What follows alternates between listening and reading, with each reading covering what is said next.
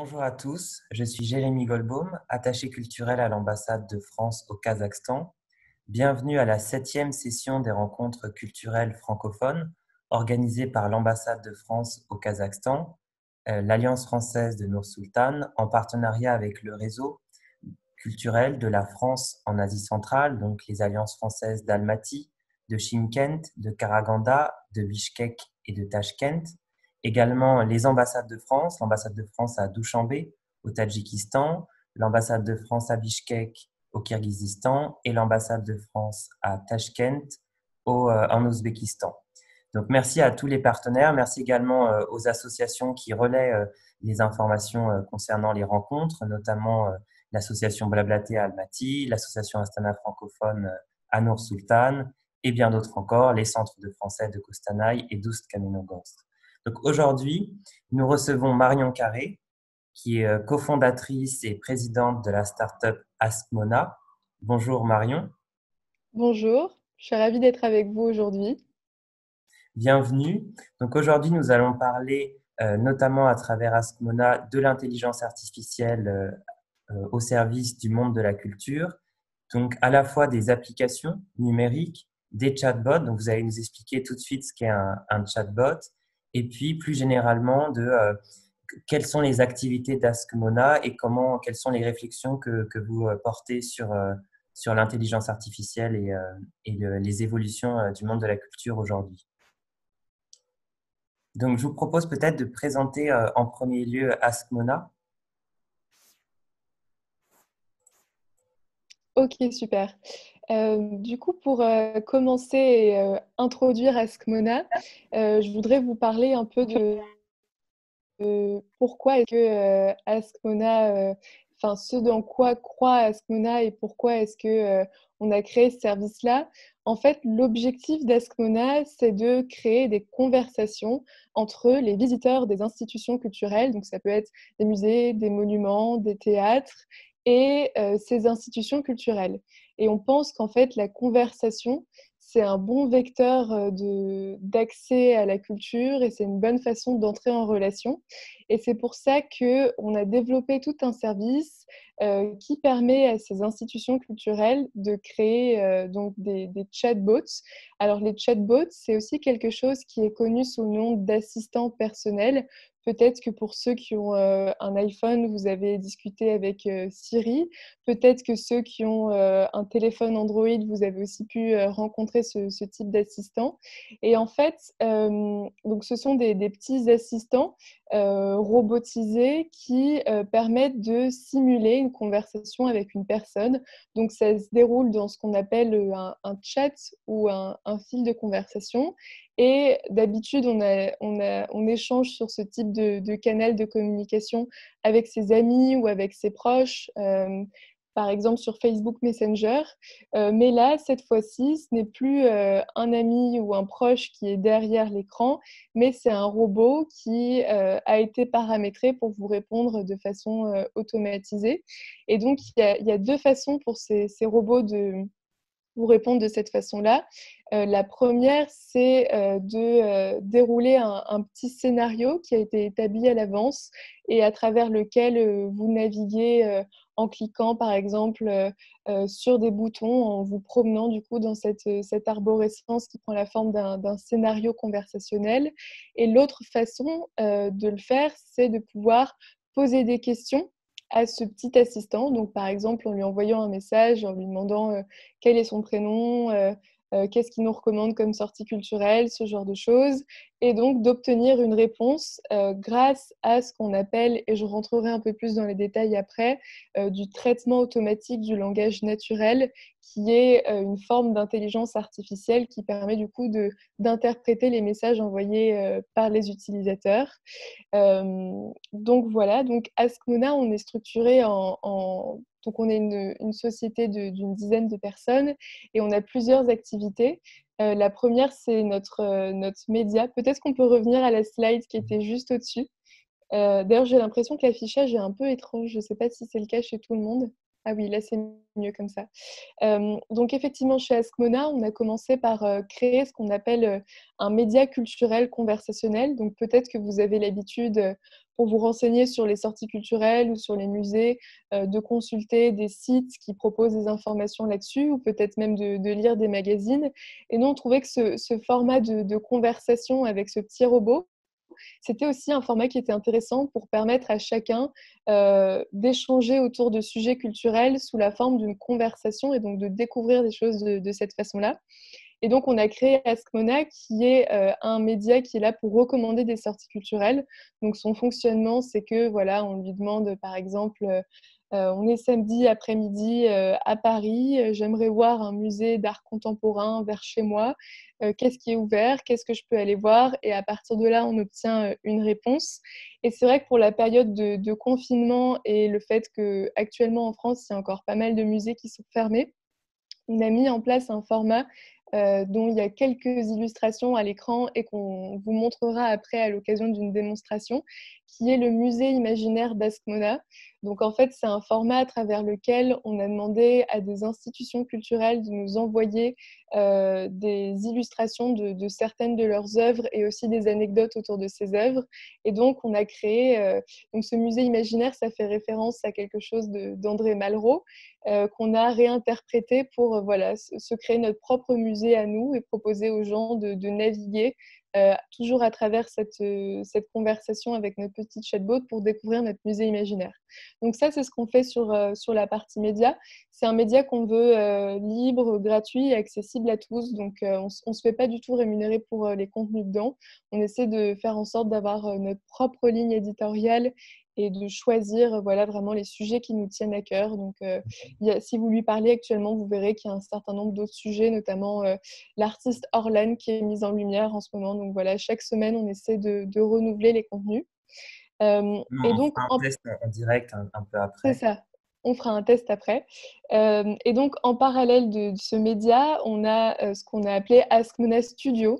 Et en fait, la jeunesse de ça, c'est le fait qu'il y ait plusieurs institutions culturelles qui sont venues nous demander comment est-ce qu'ils pouvaient avoir leur Askmona à eux, d'une certaine façon. Peut-être pour revenir rapidement sur l'origine de Askmona.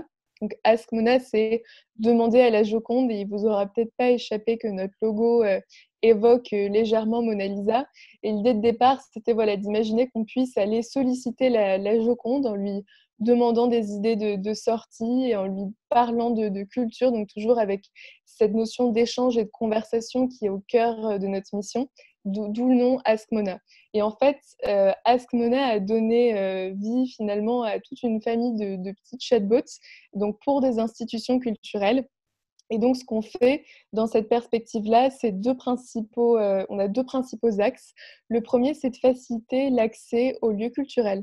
Donc, quand je parle d'accès, il y a un accès avec un point de vue pratique, qui est le fait de pouvoir avoir toutes les informations clés. Donc, par exemple, savoir quand ça ouvre, savoir quel est le bon tarif pour soi, savoir si on peut venir avec une poussette, tout ce genre d'informations dont on a besoin pour que la visite se déroule au mieux et qu'on puisse la préparer.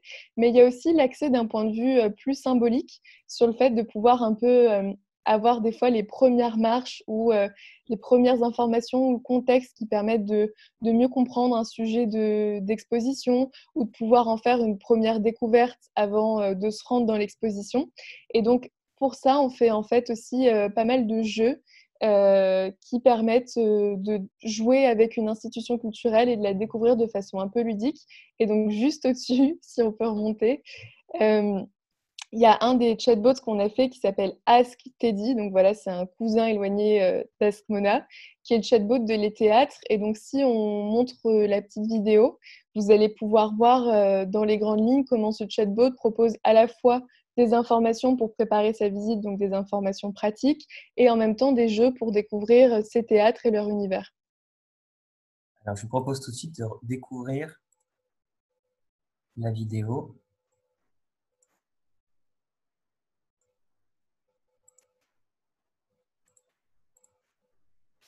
Les théâtres ont une âme, une histoire, des secrets à vous dévoiler. Venez découvrir Teddy. Teddy, c'est l'âme des théâtres. Il est là pour vous accompagner, vous guider dans la programmation, répondre à toutes vos questions et partager avec vous la magie de ces lieux. Découvrons ensemble quelques exemples de ce que Teddy peut faire pour vous. La découverte de contenu.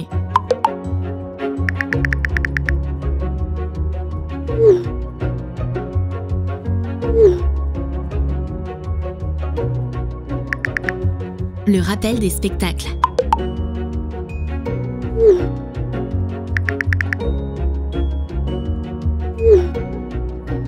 Les réponses à vos questions.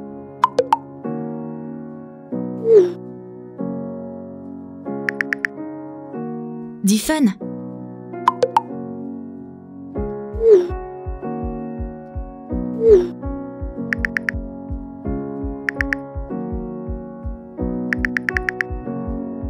Vous pouvez retrouver Teddy sur le site internet des théâtres, sur leur page Facebook, mais également dans le programme.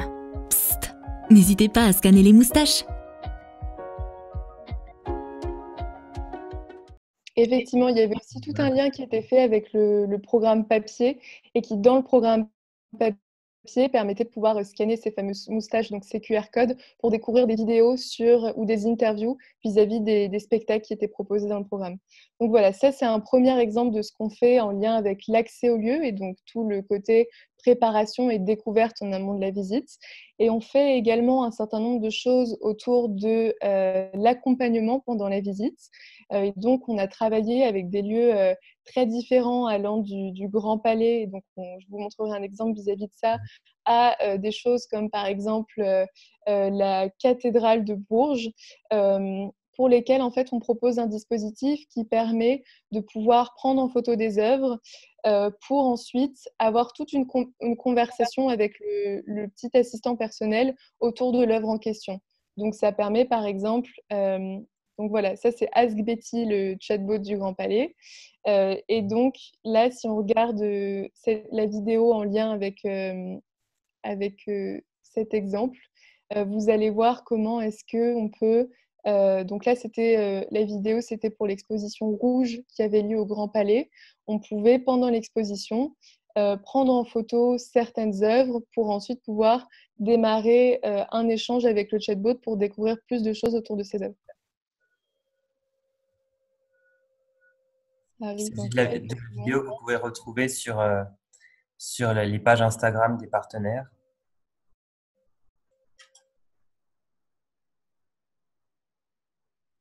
Donc oui, la vidéo est un peu plus longue, mais il y a un extrait où on voit le fait de pouvoir prendre en photo une œuvre et d'obtenir des informations de la part du chatbot. Je crois que c'était à 1 minute 48 à peu près. Oui, c'est bon. Ça arrive. Ouais. Voilà, c'était ici. Donc voilà, ça c'était l'exposition. Et donc dans l'expo, avec son téléphone, dans le chatbot, on prend en photo une œuvre qu'on envoie au chatbot. Et à partir de là, vous voyez qu'il y a une petite conversation qui démarre et qui permet d'en savoir plus sur cette œuvre. Et l'intérêt de ce format-là, c'est que du coup, c'est dans le téléphone de la personne. Ça ne lui demande pas de télécharger une application et ça lui permet aussi de pouvoir retrouver ses contenus une fois à la maison pour pouvoir approfondir dans un second temps si besoin. Justement, concernant le contenu, c'est essentiellement le même contenu que sur les cartels d'exposition, sur les écriteaux, ce sont des contenus adaptés. Ce sont des contenus adaptés. En fait, c'est quelque chose que j'aime bien répéter à chaque fois. En fait, on a une double expertise qui est à la fois une expertise sur la technique, puisqu'on parle d'intelligence artificielle, et effectivement, ça demande de faire pas mal de choses là-dessus. Mais aussi, on a une expertise sur le contenu, parce que je pense qu'on peut avoir la meilleure technologie du monde. Si derrière, on n'a pas un contenu qui est adapté et qui est intéressant, ça ne sert à rien et on passe à côté. Donc, en fait, chez nous, on a autant d'experts de la technologie que du contenu. Et donc, effectivement, on fait beaucoup comme ça de rédaction de contenu pour pouvoir parler de façon pédagogique de certaines œuvres et pouvoir expliquer des choses dessus qui sont des fois des anecdotes ou qui sont aussi... Souvent, les informations nous sont données par les commissaires d'exposition, mais après, on les retravaille pour que ce soit ludique et que ça donne envie d'en savoir plus. D'accord. Et Ask Mona est également un studio de recherche et création. Voilà, effectivement, c'est l'aspect sur lequel je voulais revenir. Donc là, c'est une photo de 2 personnes de l'équipe sur cette petite slide.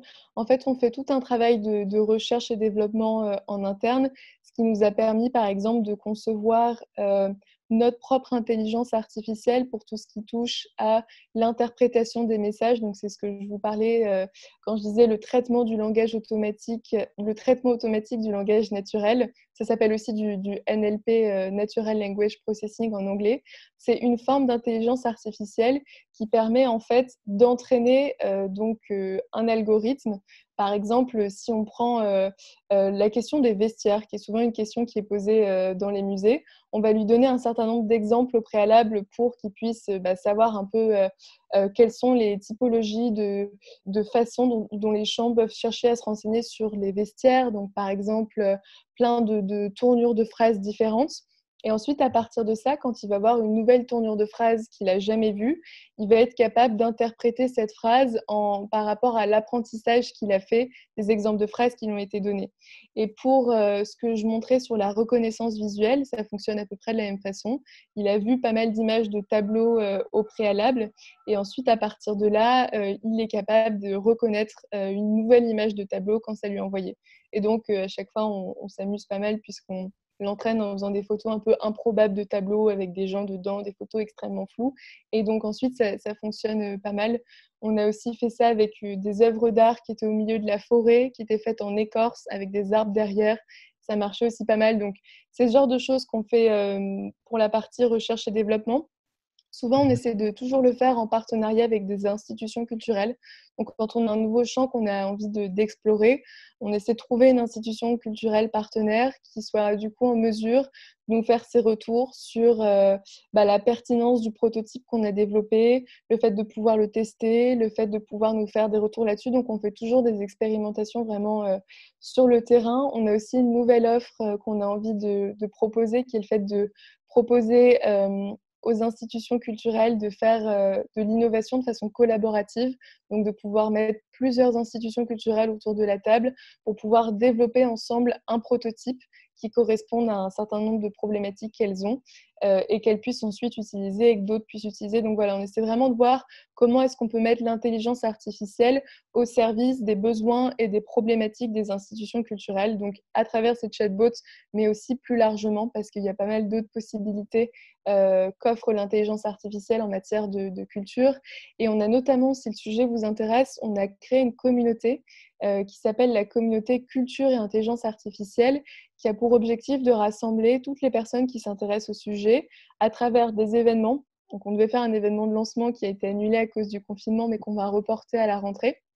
Et aussi à travers une veille qui est partagée dans un groupe LinkedIn et qui permet de voir. L'idée, c'est vraiment d'avoir une approche pédagogique pour partager et montrer tout ce qui est possible et tout ce qui se fait en matière de culture et d'intelligence artificielle, et aussi permettre des échanges et des retours d'expérience entre les différents acteurs qui innovent en la matière. Justement, peut-être pour commencer, merci beaucoup Marion pour toutes ces précisions. On va revenir sur l'ensemble de ces sujets un peu plus en détail par la suite. N'hésitez pas également, si vous avez dès à présent des questions, de les indiquer dans le chat. Je pourrai les lire à Marion et nous pourrons y répondre. Et également, si vous souhaitez prendre la parole et pratiquer notamment votre français pour les apprenants, vous pouvez indiquer dans le chat que vous souhaitez poser votre question à l'oral. Alors, peut-être avant tout, étant donné qu'il s'agit d'un chatbot, je trouverais ça intéressant de pouvoir le tester en direct et en partage d'écran pour vous présenter un petit peu la façon dont ça fonctionne. Donc, je l'ai testé un petit peu auparavant, mais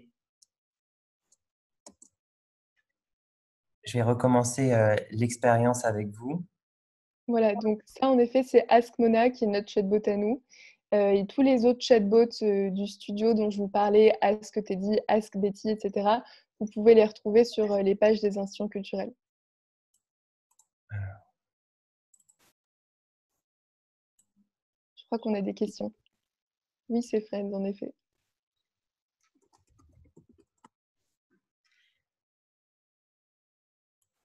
Alors oui, là, tu as recommencé la conversation.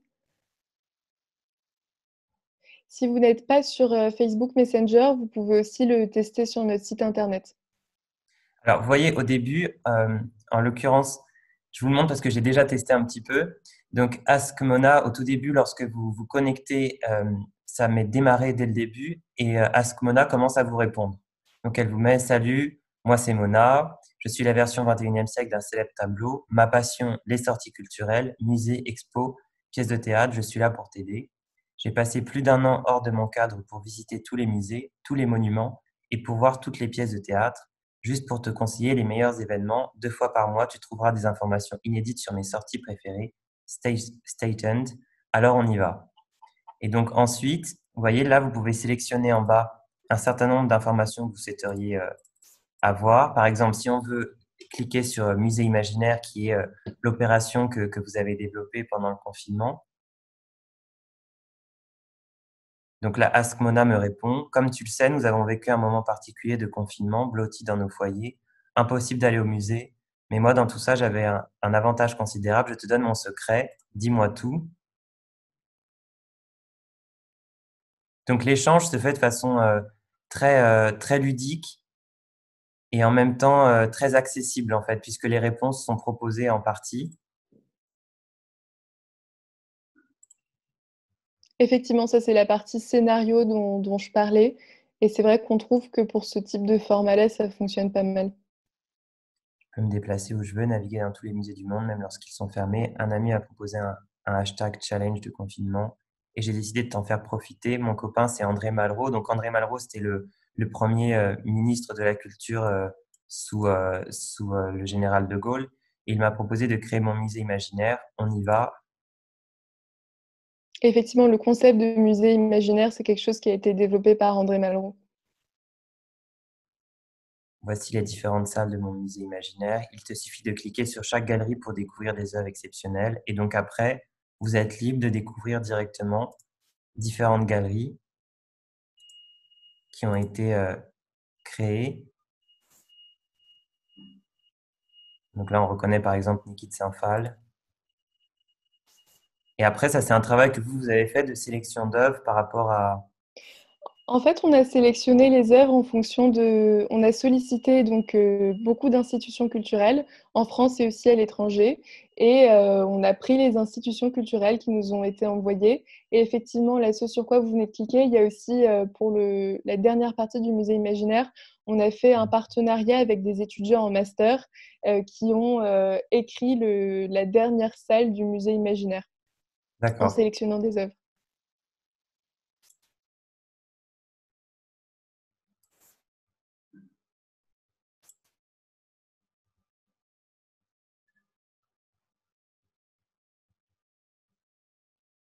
Donc voilà, vous pouvez passer pas mal de temps à vous promener dans le musée imaginaire pour découvrir un certain nombre de choses. Et il y a aussi actuellement, je crois qu'il y a aussi un sujet sur Orlan dans le chatbot. Donc vous pouvez naviguer comme ça et découvrir des choses. Et sur d'autres chatbots pour des instituts culturels, par exemple pour celui du Grand Palais, en ce moment, il y a toute une mise en lumière autour de l'exposition qui devait avoir lieu, qui est disponible dans le chatbot. Et aussi, par exemple, pour la Fondation Louis Vuitton avec qui on travaille, on a créé en fait une valorisation des œuvres de la collection qui sont numérisées en fonction des envies de confiner. Alors voilà, là on vient de sortir de notre confinement, mais c'était une façon un peu décalée pour faire découvrir ces œuvres. Je vous ai mis le lien justement pour discuter avec Ask Mona. C'est ça, Euh, il y a déjà 2 premières questions pour vous, Marion, super. de Laure Castin, qui est conseillère de coopération et d'action culturelle à l'ambassade de France Mhm. au Kazakhstan. Comment se finance Ask Mona et avez-vous un plan de développement à l'international? Ok, merci pour cette question. Alors, comme je l'expliquais, en fait, on a un système de financement que j'appelle le système de la péréquation ou des vases communicants. Et en fait, ça nous permet donc de proposer ce média et ces contenus gratuitement. C'est pas une source de financement pour nous. Et en fait, en parallèle, notre source de financement, c'est l'activité du studio, dans le cadre duquel les institutions culturelles qui ont envie d'avoir leur propre chatbot peuvent souscrire à un abonnement pour que nous, voilà, on fasse tout le travail de conception, d'éditorialisation et de lancement de ce chatbot et ensuite de suivi. Et donc, en fait, c'est le studio qui nous permet de financer ce que fait le média. D'accord. Donc, vous fonctionnez forcément par un abonnement. C'est pas non plus une opération qui se vend. C'est quelque chose qui se suit sur la durée avec notamment un suivi sur peut-être les problématiques techniques que peut rencontrer le chatbot, notamment s'il y a un usage de nouveaux mots ou le développement d'une nouvelle offre. C'est ça? Oui, c'est ça. Pour tous les chatbots de préparation de la visite, en fait, c'est quelque chose qui se fait sur le temps long parce que les problématiques des visiteurs vont évoluer. Ça peut être très conjoncturel, par exemple, je ne sais pas s'il y a une grève, s'il y a effectivement le coronavirus, il va y avoir plein de nouvelles problématiques qui vont émerger et on va adapter le chatbot. Mais aussi en fonction des usages, on peut, et en fonction de l'actualité de l'institution et de son activité en termes de programmation, on peut décider de proposer des contenus qui sont adaptés à ça. Donc, c'est vraiment un outil qui est là. Et ce qui est assez intéressant, en fait, et je voulais revenir aussi sur tous ces petits personnages, c'est une façon pour l'institution culturelle de penser à une forme de personnification. Et souvent, quand elle décide de quel sera le personnage, quel sera son avatar, mais aussi comment est-ce que le chatbot va s'adresser à ses utilisateurs, ça peut aussi être le point en interne de faire l'occasion de faire le point sur oui, ça c'est notre mur des chatbots. Alors, ils ne sont pas tous présents, mais vous voyez un certain nombre de petits personnages. Et en fait, c'est ça. Ça leur permet de faire le point sur un peu quelles sont les valeurs de l'institution culturelle et comment est-ce qu'elles ont envie de les communiquer au public et à travers quels personnages et quel type de lien ils ont envie que ce petit personnage puisse entretenir avec leur public. Et donc, c'est souvent des temps d'échange assez intéressants aussi pour eux en interne pour réfléchir à voilà, ce petit personnage qu'ils vont proposer. Et sur Juste, la question de l'international, pour enchaîner, oui, on est très intéressé par le fait de se développer à l'international. Pour l'instant, on est en train de voir quelles seraient les opportunités dans des pays dans l'Union européenne dans un premier temps. Mais on est tout à fait ouvert au fait de se développer plus largement. concernant justement ces petits personnages, est-ce qu'on pourrait revenir sur peut-être l'un d'eux, par exemple Betty du Grand Palais? Comment justement ce personnage rencontre ce que vous venez de dire, cette stratégie justement d'avoir une communication plus accessible et différente? Qui était par exemple Betty et pourquoi le choix de Betty pour incarner le chatbot du Grand Palais? Alors, vous avez choisi un bon personnage parce qu'il a pas mal de choses à raconter. En fait, Betty, c'était une ancienne concierge du Grand Palais qui a vécu 40 ans, une quarantaine d'années à peu près dans les murs du Grand Palais. Et donc, on a décidé, alors bien sûr avec l'accord de l'initiale Betty, on a décidé de prendre son nom pour le donner au chatbot avec cette idée que du coup, c'était un personnage, et vous voyez d'ailleurs qu'il est sur une petite clé qui peut nous ouvrir les clés du Grand Palais et qui connaît le Grand Palais comme sa poche et qui peut du coup nous aider à naviguer dans cette institution culturelle et à la découvrir. Et donc, ça permet aussi de découvrir d'une certaine façon cette petite anecdote sur le Grand Palais. Donc voilà, ça c'est Betty sur sa clé. Et donc d'avoir un autre regard aussi sur cette institution. Et donc dans la vidéo qui a été diffusée, on voit cette fameuse Betty et donc, effectivement, le lien qui a été fait entre elle et l'institution culturelle. Et donc, voilà, tous ces petits personnages sont soit issus de personnages historiques. Donc, par exemple, il y a Éric Satie, là, en haut à droite, avec son petit chapeau pour le théâtre du Châtelet. Mais il y a aussi des personnages totalement fictifs, comme Twelvy, qui est tout bleu là au bout, qui est le personnage de la Fondation Louis Vuitton et qui fait référence aux 12 voiles du bâtiment de Franck Gehry. Et donc, d'où le nom de Twelvy, et du coup, comme ça que le nom a été trouvé. Donc, ils ont tous une petite histoire autour de personnages réels ou fictifs qui permettent de découvrir l'institution sous un nouvel angle et de se familiariser avec elle. Justement, quel regard vous portez sur ces nouvelles relations qu'entretiennent les musées notamment et les lieux de culture avec leur public? Alors, j'ai l'impression que on est en train de... C'est un travail qui a été amorcé depuis quelques années, mais les institutions culturelles font tout un travail pour essayer de voir comment est-ce qu'elles peuvent fidéliser ces publics. Donc, fidéliser, ça passe notamment par le fait de créer une relation durable avec elles. Et ce type d'assistants peuvent être des auxiliaires un petit peu dans cette relation-là. Comment est-ce qu'elles peuvent aussi leur proposer des contenus différents? Donc là, c'est quelque chose où, avec toute cette période de confinement, enfin, on s'en est aperçu à quel point c'était important. Mais c'est voilà, comment est-ce qu'elles peuvent créer des publics en ligne, faire en sorte que ces personnes ensuite puissent se rendre sur l'institution culturelle, enfin dans l'institution culturelle et dans ses murs. Et donc, comment créer des communautés en fait autour de l'institution culturelle. C'est un vrai enjeu pour elles. Et donc, c'est pour ça qu'elles vont développer tous ces dispositifs de communication un peu innovants, et aussi pour pouvoir attirer des publics un peu plus larges qui ne sont pas forcément les publics qui se rendent traditionnellement dans ces institutions. Elles vont chercher à développer des outils qui soient ludiques et qui puissent permettre à chacun d'avoir un outil qui lui est adapté. Par exemple, souvent, on nous pose la question vis-à-vis de ces chatbots, mais est-ce que ça ne fait pas concurrence aux audioguides Oui, pendant la justement, visite cette de question vient d'être l'exposition? posée Ah par bah super. Yann, qui demande comment est-ce que vous vous positionnez par rapport aux audioguides des musées qui sont normalement payants? Est-ce que les musées sont perdants dans cet échange, notamment lié à l'évolution en faveur des chatbots?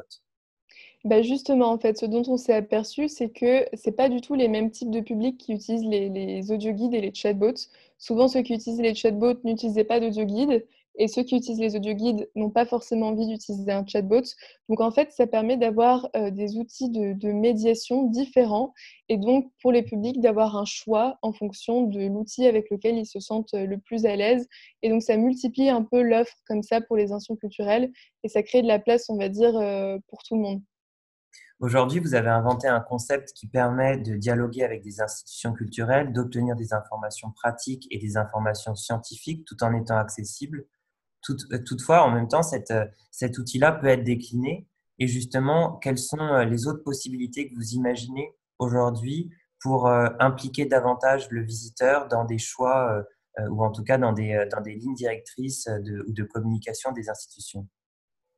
Alors effectivement, on essaie notre fil rouge, c'est vraiment la conversation et donc on essaie de voir comment est-ce que, on peut le faire effectivement avec nos chatbots, mais comment est-ce qu'on peut élargir ça? Et il y a notamment un sujet auquel on réfléchit actuellement, donc c'est encore quelque chose qui est, en construction, mais que je vous partage, un petit peu en avant-première, si on peut le dire comme ça.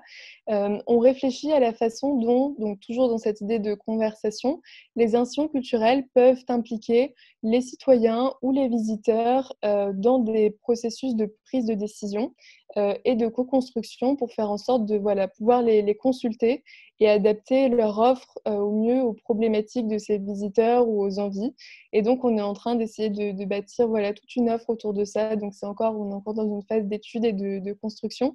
Mais on pense que c'est important euh, pour les institutions culturelles de pouvoir faire en sorte que les visiteurs participent, pas seulement pendant la visite, mais aussi, pourquoi pas, en amont dans la prise de décision des institutions culturelles. Donc, ça peut être des prises de décision très concrètes sur, par exemple, Ou des une œuvres campagne. exposées. Mhm. C'est ça exactement, des œuvres exposées, c'est des choses qui ont déjà été faites, mais aussi une campagne de communication, la réouverture d'un musée, l'offre numérique, pourquoi pas. Mais ça peut aussi être des choses plus larges sur l'orientation du musée et aussi la façon dont les visiteurs actuels et potentiels se positionnent vis-à-vis de cette institution culturelle. Donc on pense que l'implication et le fait de créer une communauté autour d'une institution culturelle, ça peut aussi passer par ce type de processus consultatif. Et ça rejoint également un autre enjeu qu'on oublie souvent, mais du côté des institutions, il y a un certain nombre d'œuvres qui sont conservées, mais pas forcément exposées. Et c'est un grand nombre, finalement, les œuvres que l'on voit ne sont pas forcément représentatives de l'ensemble des œuvres au sein du musée. Beaucoup sont Mhm. dans des collections, en restauration, etc. Et de pouvoir impliquer le visiteur, là je reprenais l'exemple du choix des œuvres exposées, c'est un moyen de faire ressurgir des œuvres que peut-être on n'avait pas envisagé d'exposer, en tout cas sur les prochaines années, et donc de leur redonner aussi une vie. Et donc là, on voit ici très clairement que se rejoignent un enjeu en termes de développement des publics et un enjeu scientifique de valorisation de certaines œuvres. Je pense que c'est nécessaire aussi d'avoir cette vision-là qui est une vision scientifique en fait des œuvres, et les deux se rejoignent complètement. Il n'y a pas en tout cas de contradiction entre le rapport scientifique aux œuvres et le rapport lié à la prise de décision commune et au regard des publics sur les œuvres. Bien sûr, effectivement. Et l'exemple que vous citez, c'est quelque chose qui a déjà été fait à Rouen, et pas par nous en l'occurrence, mais on réfléchit à comment est-ce qu'on pourrait aider les institutions culturelles à faire ce type de choses, mais aussi d'autres processus délibératifs et collaboratifs autour de leurs institutions culturelles, de Mhm. façon plus large. Et justement, pourriez-vous nous citer d'autres exemples de ce que vous avez pu mettre en place, que ce soit à la Fondation Louis Vuitton, au Musée de la Grande Guerre? Je sais que vous avez eu un certain nombre de collaborations avec des institutions culturelles françaises. Et quels sont vos coups de cœur, ou en tout cas les projets dont vous souhaiteriez nous parler aujourd'hui? Alors, on a beaucoup de coups de cœur dans le sens où chaque fois qu'on fait un projet, on s'investit beaucoup dedans. Donc, je dirais pas qu'il y en a que je préfère par rapport aux autres, ça c'est impossible. Mais en tout cas, il y a des choses qui sont, je pense, assez intéressantes, qu'on peut souligner sur ce dont je parlais sur les jeux et l'accès avant la visite à l'institution culturelle, mais plutôt d'un point de vue symbolique. On peut parler donc là, vous le voyez, il est à gauche de l'écran, de ce qu'on a fait pour la nuit de la lecture.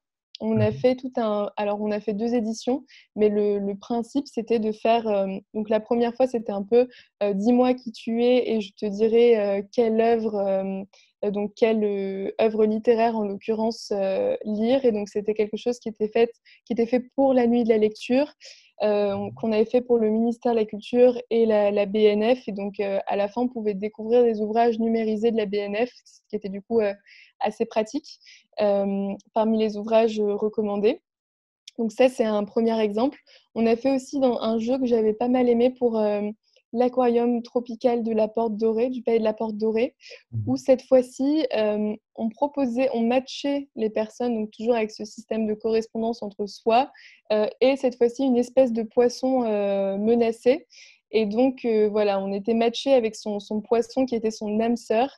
On avait appelé ça Adopte un poisson, en référence à une application de dating. Et donc, à la fin, on découvrait ce poisson-là et on découvrait aussi des gestes qui permettaient d'œuvrer à la préservation de l'espèce. Et donc, ensuite, on était invité à participer à un événement autour de la question, qui était un événement organisé dans le cadre de la Fête de l'Océan. Mais donc, ça en fait partie. Mais on a aussi fait des choses très différentes. Vous parliez du musée de la Grande Guerre de Meaux. Donc, on a fait plusieurs choses pour eux, mais ils ont notamment mis en place tout un parcours autour de la bataille de la Marne, qui est une bataille qui a eu lieu en 1914. Et donc, dans ce cadre, donc c'est un parcours en voiture qui fait une quarantaine de kilomètres. Et en fait, nous, on emmène les visiteurs d'une étape du parcours à une autre. Et en chemin, on leur permet de soit découvrir des contenus audio, donc avec par exemple des vieilles interviews, des archives, des experts qui parlent, ou aussi, pourquoi pas, on leur pose des questions pour leur permettre, c'est plutôt une visite familiale, donc dans la voiture, de pouvoir faire un quiz, répondre à des questions ensemble, etc. Et ensuite, sur place, ils peuvent aussi découvrir d'autres types de contenus. Donc, en fait, on a fait des projets très variés. Ça passe effectivement, comme je disais, la cathédrale de Bourges à ce parcours autour de la Grande Guerre. Mais je pense que le point commun entre tout ça, c'est la façon dont, à travers ce type de dispositif de conversation, on peut faciliter l'accès au lieu et au sujet en question. Alors, Askmona, c'est vrai qu'il y a une vraie appétence pour le secteur culturel. Toutefois, comme vous l'avez présenté, vous avez également travaillé avec l'aquarium de la Porte Dorée. Alors, la Porte Dorée, c'est le musée de l'immigration à Paris, donc c'est un La Porte musée. Dorée. Mais Exactement. dans le musée, il y a également un aquarium. Et donc, Askmona pourrait être décliné à d'autres formats, peut-être liés au parc, à l'environnement. Et donc, est-ce que c'est quelque chose que vous souhaiteriez développer ou est-ce que vous avez envie de rester davantage spécialisé dans le secteur culturel? Alors, effectivement, notre ADN, elle est vraiment sur la culture. Après, c'est vrai que sur ce type de problématique, dès lors qu'il y a toujours un enjeu, notamment sur la question de l'aquarium, de sensibilisation, d'éducation et de pédagogie, c'est aussi des choses dont on peut s'en occuper, pour lesquelles on peut développer des formats. On a notamment fait toute une petite expérimentation de R&D pour reconnaître des poissons dans un aquarium. Donc, on peut mettre son téléphone devant un bac de poissons et donc, en fonction du poisson qui passe, savoir quelle est l'espèce qui est reconnue. Donc ça, c'est quelque chose qu'on a fait parce que c'était des poissons qui étaient en l'occurrence tous plus ou moins gris, avec des formes pas si éloignées les unes des autres. Et en fait, dès lors qu'on peut reconnaître des poissons dans un aquarium, on peut très facilement reconnaître des œuvres d'art, même si elles sont en 3D, qu'elles sont mouvantes, etc. Si on peut le faire avec des poissons, on peut le faire avec des œuvres d'art en ayant peu de problèmes. Donc voilà, on a expérimenté sur ces terrains-là. Et après, effectivement, ça peut rester dans nos missions dès lors qu'on est toujours là pour faire œuvre de pédagogie.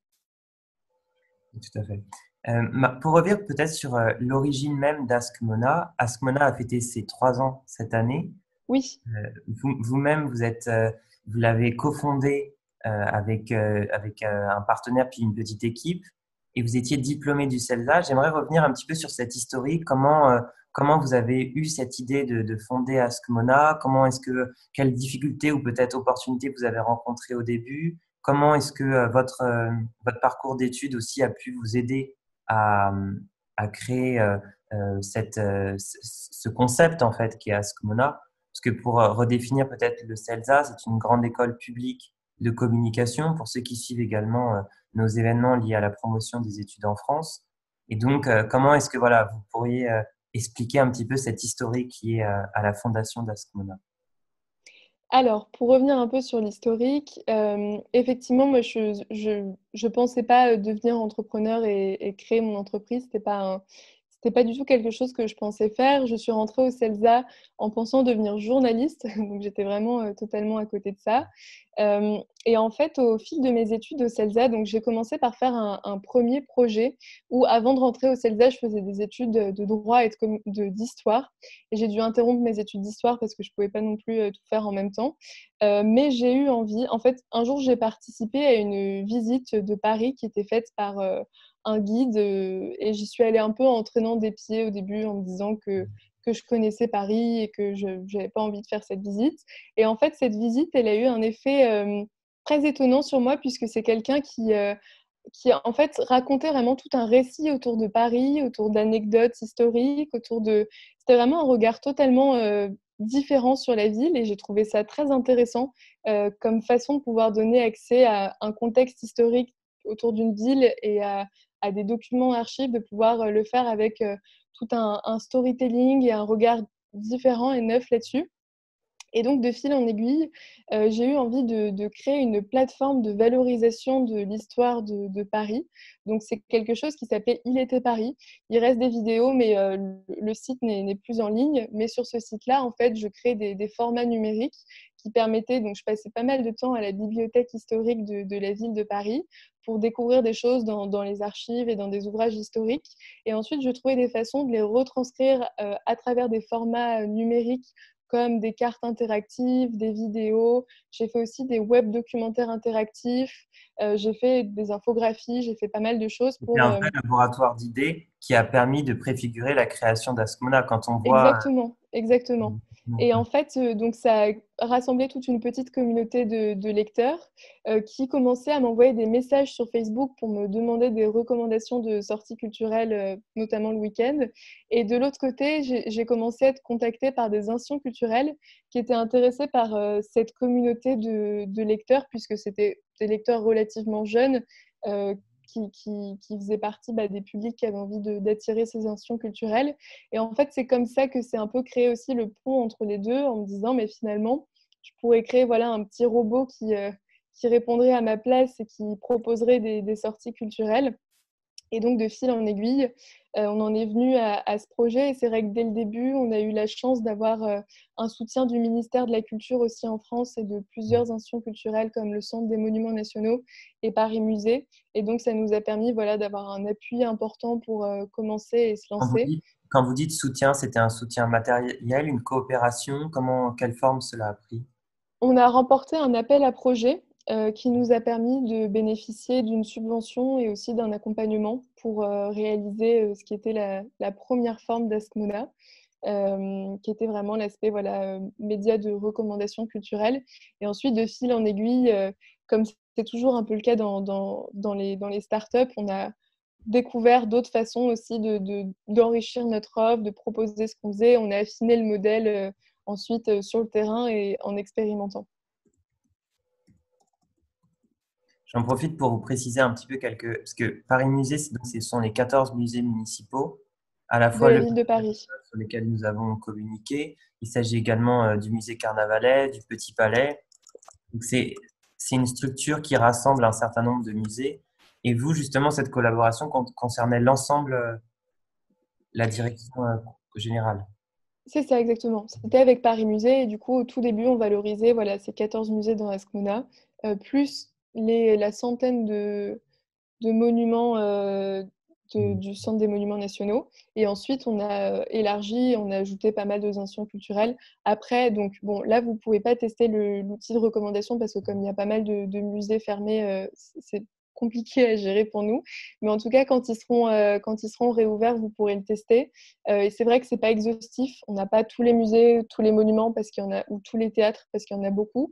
Mais on essaie de faire une petite sélection. Et c'est aussi quelque chose qui fonctionne de façon participative, dans le sens où et les institutions culturelles et les lecteurs peuvent nous proposer des sorties qu'on ajoute ensuite dans les recommandations.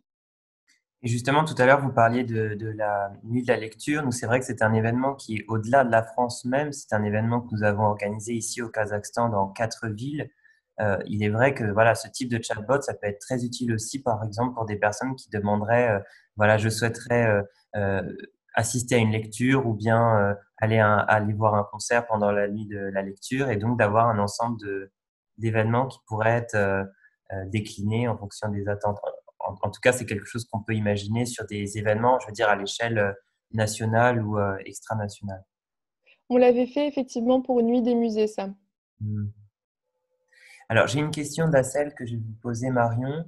Donc, bonjour Marion, j'ai essayé Askmona Bot Today. Aujourd'hui, j'ai essayé de voir à la disposition les photos de la cathédrale Notre-Dame en musée sur le son, mais la page ne s'est pas chargée et elle est constamment revenue à la page précédente.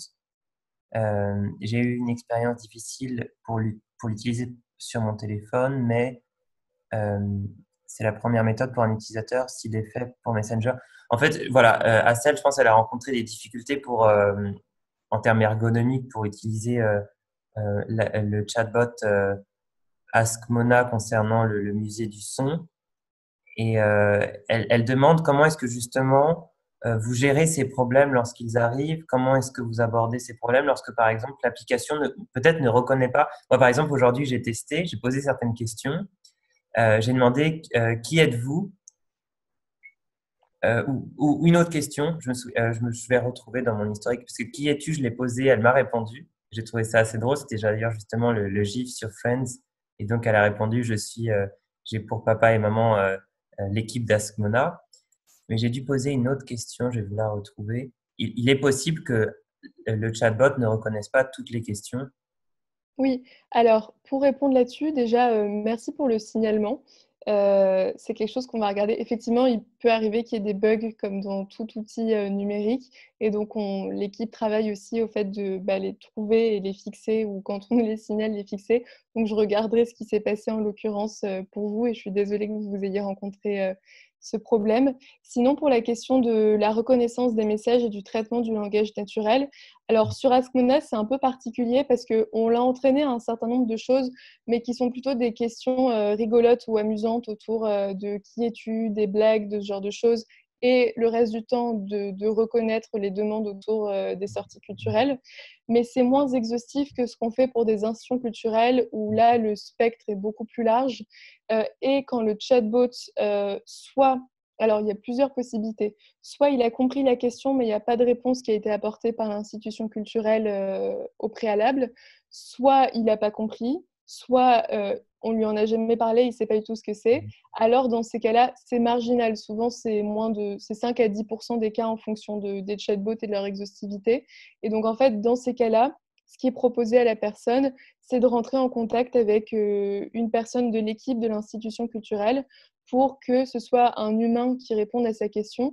Et en fait, je trouve ça important de le souligner parce que nous, on pense que nos chatbots, ils n'ont pas du tout vocation à être... oui, effectivement, ça, c'est bloqué en ce moment. Ils n'ont pas du tout vocation à être exhaustifs et à pouvoir répondre à absolument tout.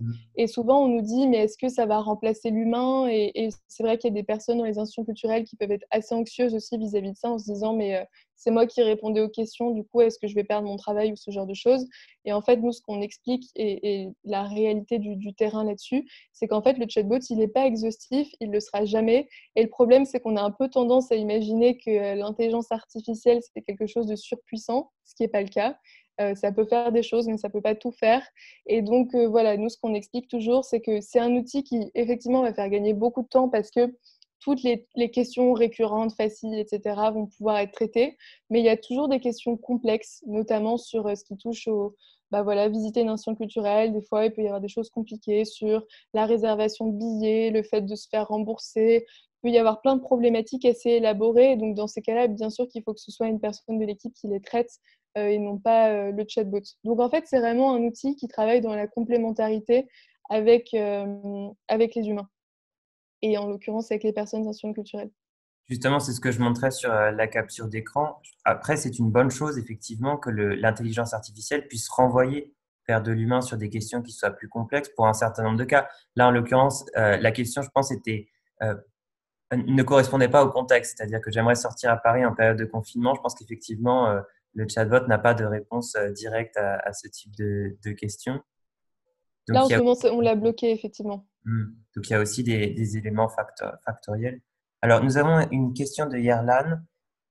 Si j'ai bien compris, vous avez créé une base de données pour l'entraînement des algorithmes de machine learning et celle-ci est assez conséquente.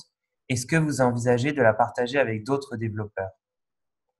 Alors, effectivement, on a créé toute notre base de données à nous, elle est sur les phrases de questions, en fait. Et effectivement, on en a énormément. Je saurais plus le dire, enfin, j'ai plus le chiffre à date, mais on a beaucoup de phrases comme ça qui nous ont permis d'entraîner notre chatbot. Et en fait, on fonctionne de façon mutualisée, mais entre les institutions culturelles, c'est-à-dire que chaque chatbot, donc chaque institution culturelle, bénéficie de cette base de données et tous les chatbots s'entraînent ensemble pour les sujets qu'ils ont en commun. Donc en fait, à 80%, les gens posent les mêmes questions aux institutions culturelles. D'une institution à l'autre, c'est les mêmes questions qui reviennent. Et donc pour tout ça, on procède à un entraînement commun, ce qui permet de bénéficier tout le monde bénéficie des phrases des autres. Et aussi, quand on lance un chatbot, il est performant beaucoup plus vite parce qu'il n'y a pas besoin d'accumuler toute cette somme de données pour que ce soit performant. Et après, bien sûr, il y a 20% de questions qui sont... Par exemple, je pense au Château d'If, on pouvait y aller seulement en bateau. Bon, ça concerne quand même assez peu de musées. Donc voilà, il y a toujours des cas particuliers. Donc ça, pour l'instant, c'est quelque chose que nous, on mutualise entre les institutions culturelles, mais on garde pour nous. Après, c'est vrai que c'est une bonne question de savoir si ça aurait un intérêt pour des développeurs d'avoir accès à ça. Et en même temps, il faudrait qu'on puisse le faire avec l'accord de ces institutions culturelles. Donc, bonne question. On peut y réfléchir. Je ne sais pas si vous pensiez à un cas d'usage en particulier, mais c'est intéressant. Merci, Erlan. N'hésitez pas à nous préciser voilà, effectivement votre question. Plutôt au niveau des Les images. Alors, les images, nous, ce qui est particulier, c'est qu'en fait, on ne le fait pas dans toutes les institutions culturelles, on le fait que dans celles qui font appel à nous pour une exposition donnée. Donc, effectivement, on va constituer une base de données d'images d'entraînement autour de certaines des œuvres qui sont présentes dans l'exposition. Mais c'est vrai qu'une fois que l'exposition est terminée, on ne s'en sert plus parce que souvent, effectivement, c'est des œuvres de prêt qui sont là juste pour l'exposition et qui ensuite s'en vont. Donc, c'est vrai que ça, derrière, nous, c'est des images dont on ne fait pas grand-chose. Donc, pareil, il y a encore des questions d'ayant droit, etc., qui sont assez complexes. Et donc, nous, on peut le faire que sur les œuvres, s'il y a des ayants droit ou les ayants droit sont d'accord. Enfin, il y a tout un système juridique un peu compliqué là derrière. Mais c'est vrai qu'avec toutes les autorisations autour de ça, on pourrait effectivement partager ces bases de données d'entraînement. Merci Marion. Quels sont pour vous les nouveaux sujets en termes de recherche et développement? Peut-être que vous pourriez également nous parler du dernier ouvrage que vous avez écrit. Effectivement, on a sorti le 25 mars, donc encore en plein confinement, je vous parle beaucoup du confinement, un livre qui s'appelle Propos. Donc, on l'a coécrit avec mon associé Valentin Schmitt. Et ce livre s'appelle Propos sur l'art et l'intelligence artificielle, artiste en devenir. Donc, c'est à la forme interrogative artiste en devenir. Et en fait, c'est un très court ouvrage qui permet d'avoir un peu un tour d'horizon de ce qui commence à se faire en matière d'intelligence artificielle et de culture. Donc, c'est beaucoup plus large que juste la question des chatbots. Et d'ailleurs, je pense qu'on parle très peu de chatbots dans ce livre. On parle beaucoup de tout ce qui touche à la création artistique, puisque vous avez peut-être entendu parler, il y a notamment une vente aux enchères un peu monumentale où un tableau qui a été présenté comme étant réalisé par une intelligence artificielle s'est vendu à, je crois que c'était un peu plus de 400 000 $, quelque chose comme ça. C'est une œuvre qui avait été réalisée par le collectif Obvious et qui a été vendue, si je ne dis pas de bêtises, chez Christie's. Et donc, voilà, ça a fait un peu la une des journaux en se disant, mais du coup, est-ce que les intelligences artificielles peuvent créer des œuvres et est-ce qu'elles peuvent le faire de façon autonome, avec toute une sorte de côté anxiogène sur le fait de se dire, mais on pensait que la créativité, c'était vraiment le propre de l'homme et peut-être une des dernières choses qui lui restait face à l'intelligence artificielle. Et aujourd'hui, les intelligences artificielles peuvent le faire. Et c'est vrai que la façon dont était présentée cette œuvre-là, c'était vraiment comme si elle avait été faite par l'intelligence artificielle en toute autonomie. Et en fait, donc nous, on revient là-dessus pour expliquer le fait que, en fait, c'est plus compliqué que ça. Il y a toujours, dans ce type de création, une part importante de travail qui est faite par l'homme, déjà donc en amont pour sélectionner toutes les œuvres qui vont servir à l'entraînement de l'intelligence artificielle. Donc, si vous voulez creuser sur le sujet, le type d'intelligence artificielle qui est utilisé ici, c'est ce qu'on appelle des Generative Adversarial Network, ou GAN. Il y en a différents types, mais c'est principalement ça. Et donc, par exemple, dans leur cas, ils ont donné plein d'images de tableaux plus ou moins du 15e et du 16e siècle à l'intelligence artificielle, donc qu'ils ont sélectionné. À partir de ça, ils l'ont laissé travailler pour qu'elle puisse générer des nouvelles formes de composition à partir de ces œuvres. Et ensuite, ils ont fait un travail de sélection, puisque à la fin, effectivement, on peut avoir un nombre très très important d'images qui sont générées, mais tout n'est pas intéressant. Donc, il y a quand même une intervention de l'humain qui est très intéressante. Et en fait, moi, je pense que ce qui est le plus pertinent là-dessus, c'est plus de dire ça a été créé par une intelligence artificielle, mais plutôt pour les artistes de penser la façon dont ils peuvent travailler avec des intelligences artificielles. Et donc, il y a tout un travail d'expérimentation que je mène là-dessus à titre personnel. Et effectivement, une des images qui a été mise à l'écran, c'est quelque chose que j'ai réalisé en travaillant autour de la notion d'inspiration. Donc en fait, ce que j'ai fait pour ce projet, c'est que donc, j'ai sélectionné des images qui venaient d'un autre projet où j'avais généré des nuages. J'ai repris ces images de nuages et j'ai pris d'autres images dont j'aimais les couleurs, la composition, le style. Et donc, j'ai donné tout ça à, encore une fois, un type d'intelligence artificielle qui ensuite a généré différents types de propositions qui étaient intéressantes au niveau des couleurs et au niveau de certaines formes, mais qui n'étaient pas très abouties d'un point de vue définition graphique et enfin, où restait pas mal de choses à faire. Et ensuite, moi, je les ai retravaillées pour aller vers effectivement ce qui s'affiche à l'écran, qui est un exemple. Et donc, ce que je cherchais à comprendre à travers ce projet, à explorer, c'était comment est-ce que l'intelligence artificielle, à travers le travail qui a été fait, pouvait me donner voilà, des sources d'inspiration et des pistes à explorer en termes de forme et de couleur pour me permettre à moi ensuite de mener ce travail et de le faire évoluer à ma façon pour arriver à un résultat qui est éloigné de ce qui a été généré par la machine, mais qui garde quand même un certain nombre de points communs. Et je pense que, et c'est quelque chose qu'on aborde dans le livre, c'est intéressant la façon dont les intelligences artificielles peuvent servir de muse pour les artistes, dans le sens où ça peut être en fait une source d'inspiration. Et je sais qu'il y a d'autres artistes qui fournissent à ces intelligences artificielles certaines de leurs œuvres et qui ensuite vont les laisser générer des choses. Et donc, derrière, ça va leur inspirer des nouvelles formes de composition. Il y a par exemple une collaboration qui a été faite entre... donc, c'était une exposition qui s'appelait Bara Baro. Donc, c'était, à chaque fois je les mélange, mais c'était Ronan Bara et l'autre artiste, c'était Monsieur Barrault, mais je ne me souviens plus de son prénom. Et donc, effectivement, cet artiste avait l'habitude de faire des crânes. Donc, il peignait des crânes un peu comme ça, de façon rituelle. Et donc, à la fin, il avait effectivement une énorme collection de crânes comme ça qu'il avait peints.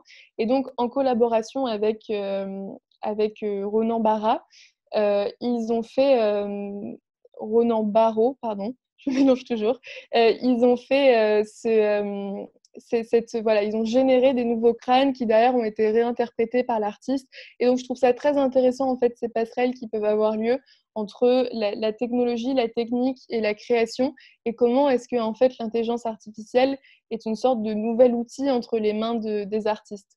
Et ça peut aussi permettre de faire des choses assez abouties. Par exemple, il y a un artiste qui s'appelle Michael Hansmeyer qui a exposé notamment au Grand Palais à l'occasion de l'exposition Artistes et robots, qui lui se sert de l'intelligence artificielle pour élaborer des structures extrêmement complexes que derrière il imprime. En fait, c'est une somme de couches de papier. Enfin, c'est assez impressionnant.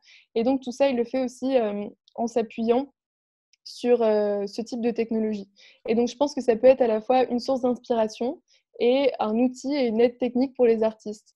Et je pense que c'est beaucoup plus intéressant de penser la relation entre l'artiste et l'intelligence artificielle de cette façon-là que comme une relation de remplacement. Et je pense que la façon dont les artistes commencent, et donc il y en a de plus en plus, c'est vraiment une scène émergente.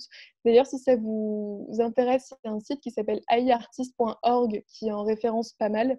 Je pense que ça peut en fait, et c'est aussi le propos du livre, ça peut nous permettre d'identifier, donc là c'est quelque chose qui se fait dans le milieu de l'art et de la culture, mais ça peut permettre d'identifier des dynamiques qui ensuite peuvent prendre vie dans d'autres secteurs. Et le propos sur lequel commence ce livre, c'est que en fait, à première vue, rien ne semble rapprocher l'art de l'intelligence artificielle. Et en fait, c'est deux domaines qui, de leur rencontre, nous permettent d'identifier pas mal de choses sur l'art et sur l'intelligence artificielle. C'est vrai que sur l'art, ça repose la question de qu'est-ce qu'une œuvre d'art? Est-ce qu'une œuvre qui a été Voilà. générée avec... Et la part de l'artiste, Oui, l'originalité. c'est ça, Et finalement, exactement. dans l'IA, on se pose la question, est-ce qu'un algorithme intégré qui permet de reproduire, est-ce que ce n'est pas une contraction de plusieurs formes d'art déjà existantes ou est-ce une œuvre originale? C'est vrai que ça pose beaucoup de questions et, euh, Exactement.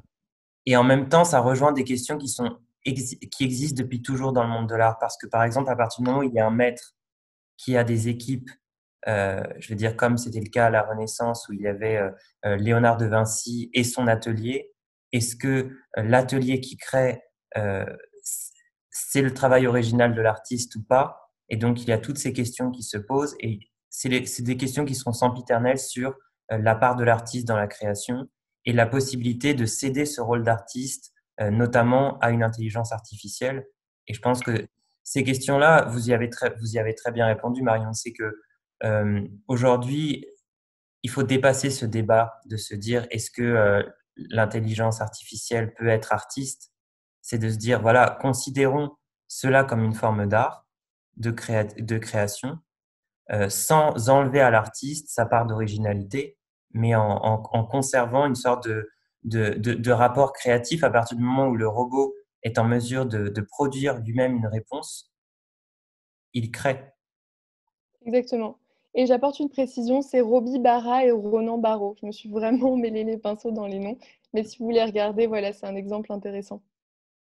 Nous avons une question de MGA pour vous, Marion, qui dit: Votre regard est réaliste sur la puissance de l'intelligence artificielle, mais ce n'est malheureusement pas le cas de tous les développeurs de chatbots qui vantent la force de leurs outils.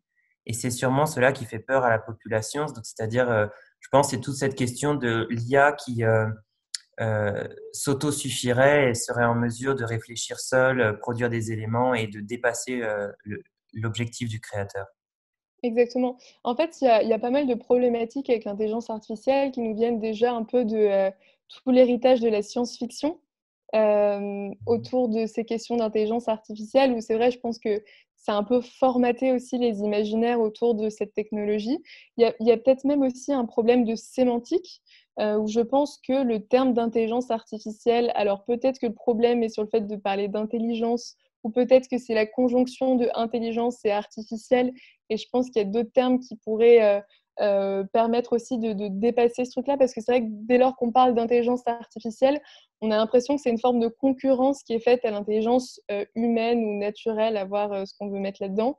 Et donc, je pense qu'effectivement, il y a pas mal de problématiques. Et donc, il y a aussi tout ce qui est, bien sûr, des discours marketing Mhm. ou des discours d'experts en tout genre sur le sujet qui sont là pour nous faire voir des choses un peu apocalyptiques. Mais je pense qu'effectivement, c'est important d'avoir un regard pragmatique sur cette technologie qui peut effectivement évoluer de façon importante dans les années prochaines, mais ce qui ne veut pas forcément dire qu'on va perdre le contrôle de cette technologie et qu'elle va nous dépasser. Tout à fait. MGA répond, oui, il s'agit d'une suprématie de la machine sur l'homme à partir du moment où on perd Mm. effectivement, le contrôle de l'objet. Euh, N'hésitez pas si vous avez d'autres questions également pour Marion.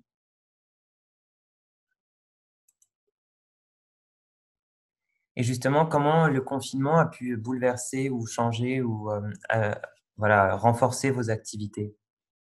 Alors, ça a eu un impact quand même important parce que c'est vrai qu'avec toutes ces fermetures de musées au début, tout le monde était un peu chamboulé, et notamment les institutions culturelles, pour se dire comment est-ce qu'on peut continuer à assurer notre mission, même si tout ça même si on peut plus le faire de la façon dont on le faisait habituellement. Et même pour nous, on s'est posé ce musée imaginaire, on l'a fait dans les tout premiers jours en se disant mais comment est-ce qu'on peut aussi contribuer à donner accès à l'art et à la culture à distance. Et après, ce qui est intéressant, c'est que dans les jours et les semaines qui ont suivi, on a des institutions culturelles qui étaient des clients qui sont revenus vers nous pour voir comment est-ce qu'on pouvait adapter le chatbot pour valoriser certaines œuvres des collections, pour proposer d'autres expériences autour des collections. On a aussi de nouvelles institutions culturelles qui sont venues nous voir pour ça. Donc effectivement, je pense que plus largement, le numérique a aussi vraiment tiré son épingle du jeu pendant cette période-là, et c'est quelque chose qui pouvait être perçu des fois un peu comme une sorte d'accessoire de la médiation culturelle et des outils de partage, et qui est aujourd'hui vu comme quelque chose d'assez indispensable. Bien sûr, ça ne fait pas tout, et je pense que c'est important quand on pourra de continuer à aller voir des œuvres en vrai, etc. Mais je pense que le numérique, c'est vraiment un vecteur de culture dont on ne peut pas se passer. Est-ce que justement, une des possibilités, c'est aussi d'avoir un chatbot qui serait davantage adapté à chaque type de public? C'est-à-dire que, par exemple, sous la forme de questions, de pouvoir identifier le profil du visiteur et les attentes qu'il pourrait avoir en termes notamment de, de qualité ou de quantité de contenu demandé. Oui, oui, bien sûr, c'est des choses qui sont tout à fait envisageables. Alors, j'ai d'autres questions. MGA a réagi à la question précédente et demande: Marion, pratiquez-vous un art? C'est une vaste question. Moi, je trouve ça intéressant, le fait de me dire que je fais des sortes d'expérimentations à titre personnel, créative autour du sujet. Et ce qui me permet, parce que, en fait, je donne, donc avant d'écrire cet ouvrage, je continue à le faire d'ailleurs, je donne un cours sur le sujet à Sciences Po Paris, sur l'art et l'intelligence artificielle. Et c'est vrai qu'à force d'en parler, j'ai eu envie de pouvoir mettre les mains dedans et voir un peu ce qu'il en est, et pouvoir réfléchir, mais en ayant un aspect très pragmatique de la question. Et donc, c'est comme ça que j'en suis venue là. Après, voilà, c'est des choses que je partage. Je les partage sur mes réseaux sociaux, sur un site. Et je vais aussi faire une exposition en janvier. Ça a été reporté à janvier 2021. Donc, je croise les doigts pour qu'elle ait lieu. C'est une œuvre qui fera partie d'une exposition. C'est une œuvre qui sera créée par le principe d'intelligence artificielle. C'est ça, exactement. Alors, je ne sais pas à quel point j'ai le droit d'en parler dans les D'accord. détails en ce moment, mais c'est une ville, parce qu'en fait, toutes mes premières expérimentations étaient autour de la cartographie et le fait de partir de vieilles cartes de Paris. Alors maintenant, vous comprenez l'origine de cet intérêt pour les vieilles cartes de Paris. De partir de vieilles cartes de Paris et voir ce que pouvait faire à partir de là une intelligence artificielle, et donc interroger toute la notion d'archive, de subjectivité de l'archive, etc. Et donc là, c'est une autre ville qui a numérisé d'anciennes cartes et qui me les a données. Et donc, je vais repartir de toutes ces cartes pour travailler avec une intelligence artificielle autour de ça et pouvoir produire une œuvre qui sera exposée. Alors, il y a également deux autres questions de Laure Castin que je vous ai présentées tout à l'heure. Quelle sera la prochaine étape pour vous? Est-ce que vous avez un nouveau projet après Askmona, peut-être un projet supplémentaire, ou est-ce que Askmona représente 100% de votre temps aujourd'hui?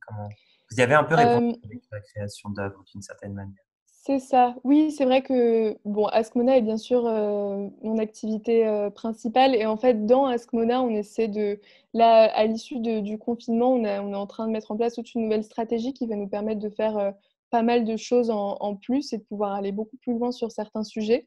Et c'est vrai qu'en parallèle, j'ai des activités d'enseignement et j'ai aussi cette activité de création, mais qui est du coup plutôt le soir et le week-end. D'accord, très bien. J'imagine que ça répondait à votre question. Combien vous êtes chez Askmona? On est 10 personnes. Comment se répartit justement les tâches, les missions et les différentes spécialités? Alors, il y a 3 grandes équipes. Il y a une première équipe commerciale qui est en charge de la recherche de partenariats, etc. Il y a une autre équipe qui est une équipe qu'on appelle l'équipe projet, qui s'occupe du suivi des projets. Donc, en fait, une fois qu'on décide de créer un chatbot avec une institution culturelle, elle va faire tout ce travail de suivi, mais aussi tout ce travail éditorial, de rédaction, etc. C'est vraiment au sein de cette équipe que ça se passe.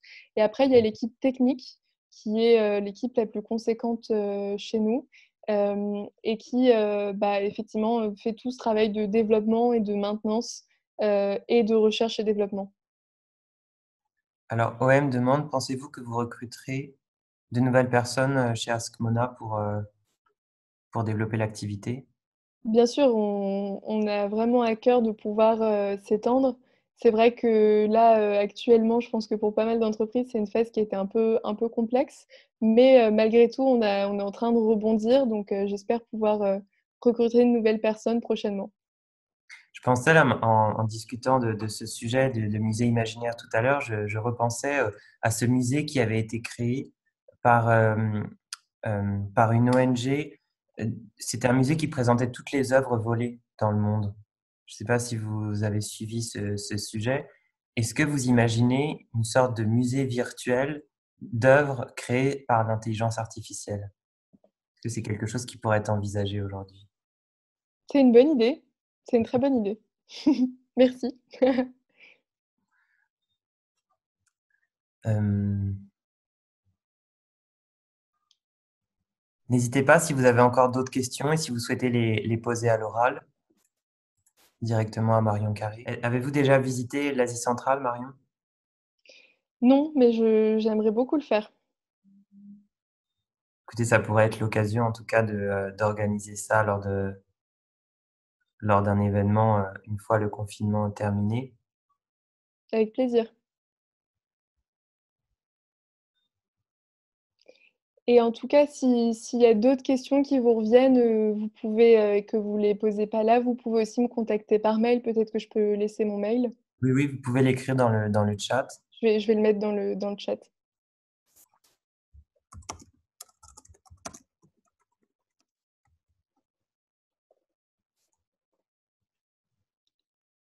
Et voilà. Merci beaucoup, Marion. Écoutez, s'il n'y a pas d'autres questions, je vous propose que l'on arrête là. Super.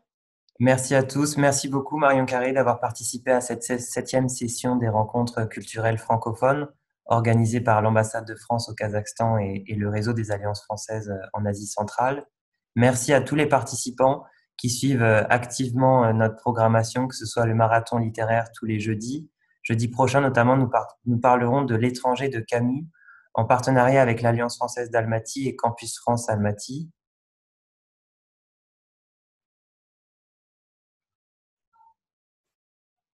Voilà, je vous remercie tous pour votre participation. À très bientôt. Merci beaucoup pour votre attention et votre participation. Au revoir. Au revoir. Très bonne soirée à tous.